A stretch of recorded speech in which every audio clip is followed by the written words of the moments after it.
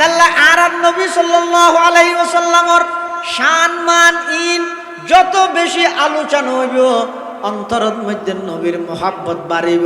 যত বেশি নবীর মোহাব্বত বাড়িব তত বেশি নবীর সুন্নত মানা নিয়ে আইব।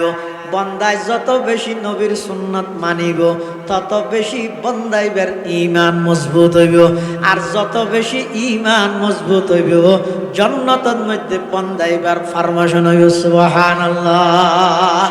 এত বড় একজন নবী ভাই, এই নবীবারে মোহাব্বত করন, নবীর ভালোবাসা অন্তরত তাহন, ইয়ান উম্মত আল্লাহ জরুরি নাকি জরুরি নয়? নবীরে মোহাব্বত করা করিব না করিব?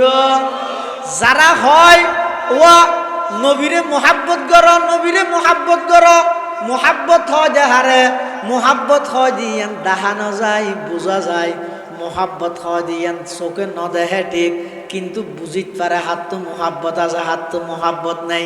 কেন করি বুঝিবে? আল্লাহর পয়গম্বরে বয়ান ফরমার, ক্বালা রাসূলুল্লাহি সাল্লাল্লাহু আলাইহি ওয়াসাল্লাম, মান আহাব্বা সুন্নতি ফাকাদ আহাব্বানি ওয়া মান আহাব্বানি কানা মাই ফিল জান্নাহ আও কামা ক্বালা আলাইহিস সালাতু ওয়াস সালাম।